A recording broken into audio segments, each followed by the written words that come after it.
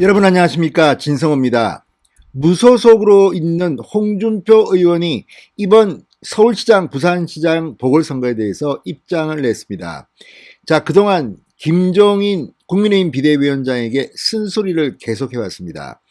안철수와 오세훈의 야권 단일화 직전까지만 해도 김종인을 향해서 날선 목소리를 냈던 홍준표 의원이 이번에는 김종인에게 감사하다고 했습니다.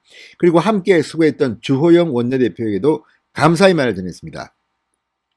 자, 홍준표 의원은 정말 참다 울컥한 것 같습니다. 오늘 홍준표 의원이 올린 글을 보면 그동안 본인이 받은 서름, 그러니까 본인 주장은 그겁니다. 당이 잘 나갈 때는 나를 찾지 않고 힘들 때만 나를 찾아서 희생을 시켰다. 일면 맞는 말이기도 합니다. 자, 당이 잘 나갈 때 공천만 받으면 당선될 수 있는 2006년 서울시장 선거에 도전했다가 당내 경선에서 오세훈 후보에게 졌습니다. 자, 이 과거에도 당이 어렵고 탄핵한 뒤 힘들어지자 당대표가 됐습니다. 그리고 홍준표가 대표실을 치렀던 큰 선거들을 대패했습니다. 그때는 아마 다른 누군가가 맡았더라도 성공하기 힘든 선거였습니다. 그런데 탄핵 뒤 4년 만에 드디어 국민의힘이 첫 번째 승리를 한 겁니다. 그것도 압승을 했습니다. 대첩을 했습니다.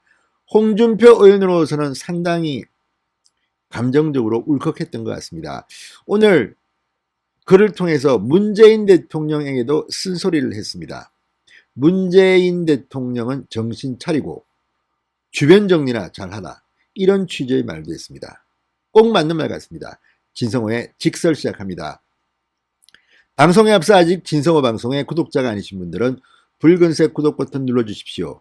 더 좋은 방송으로 보답합니다.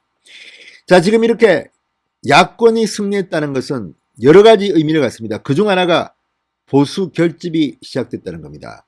안 되는 집은 서로 싸우고 뛰쳐나가고 합니다. 그런데 잘 되는 집은 모이게 돼 있습니다.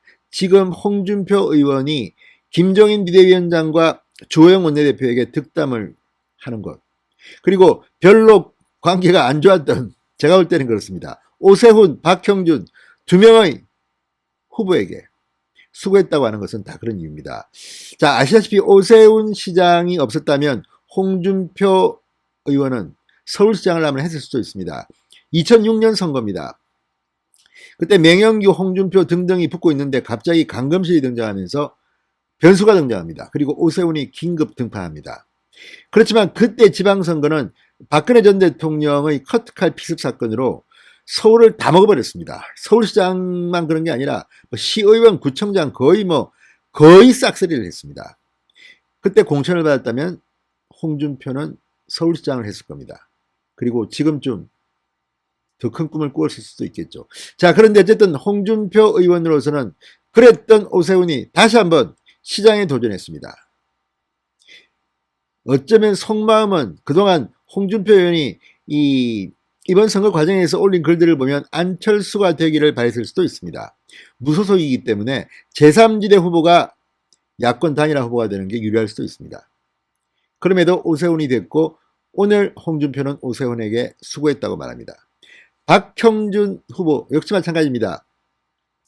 과거 홍준표 의원과는 가까웠던 적도 있습니다. 고려대 선후배 사이고 같이 무슨 개혁 이런 일들을 하게 됐습니다. 그러나 박형준과 홍준표는 그 뒤 사이가 좀 멀어집니다. 홍준표는 박형준을 겨냥해서 MB 시절의 그 정무수석이었고, 또 지난 총선에서 선거를 망친 책임이 있는 사람이 무슨 낯으로 부산시장에 나오느냐고 비판을 하게 됐습니다. 박형준 후보, 선배님 왜 그러십니까?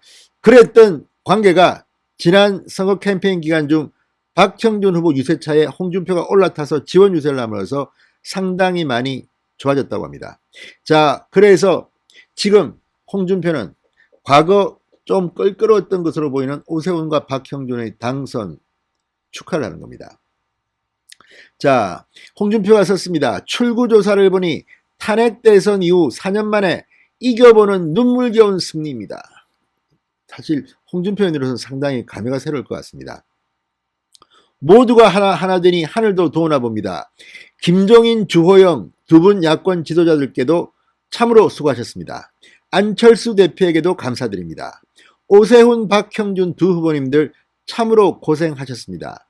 도와주신 국민 여러분, 당원 동지 여러분 정말 감사합니다. 이제 문 대통령은 정신 차리고 더 이상 국민들을 핍박하지 마십시오. 차분하게 임기 말 주변 정리하시고 마무리 잘 하십시오. 모두들 고생 많으셨습니다.